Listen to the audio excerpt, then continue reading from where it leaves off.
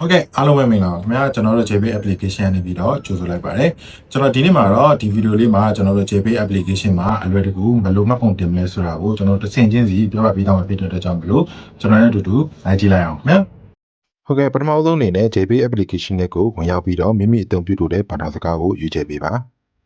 အကောင့်မှတ်ပုံတင်ရန်အတွက်မိမိရဲ့ဖုန်းနံပါတ်ကိုရိုက်ထည့်ပြီးနောက် OTP ကဏ္ဍ6လုံးအားတောင်းခံအတည်ပြုခြင်းကိုလုပ်ဆောင်ပေးပါခင်ဗျာ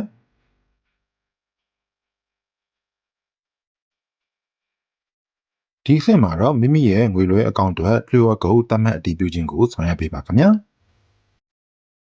အကောင့်မှတ်ပုံတင်ရန်အတွက် passport သို့မဟုတ် CI နဲ့ work permit ကိုအစဉ်သင့်ပြုလုပ်ပြီးနောက်4000ခွဲနေရာတွင်အမှန်ကြီးချစ်ပါပထမဆုံးဆင့်အနေနဲ့မိမိရဲ့ passport အမျိုးအစားကိုရွေးချယ်ပြီးနောက် passport မှာပါဝင်တဲ့အချက်အလက်များကိုထည့်သွင်းပေးပါခင်ဗျာဗီဒီယိုမှာပြထားတဲ့အတိုင်းမိမိရဲ့ passport ဓာတ်ပုံကိုကြည်ညိပြသစွာဓာတ်ပုံရိုက်ပေးပါဒုတိယတစ်ဆင့်အနေနဲ့မိမိမှာရှိတဲ့ work permit အမျိုးအစားကိုရွေးချယ်ပေးပါခင်ဗျာwork permit ဓာတ်ပုံတင်ပြရတဲ့စာအုပ်ဖြစ်ပါကတက်တန်းတိုးထားသောစာမျက်နှာကိုပူးတွဲတင်ပြပေးပါတတိယတစ်ဆင့်အနေနဲ့မိမိအလုပ်ကရလာတဲ့လစာစီလေး1လစာဒါမှမဟုတ် bank statement 3လစာကိုတင်ပြပေးပါ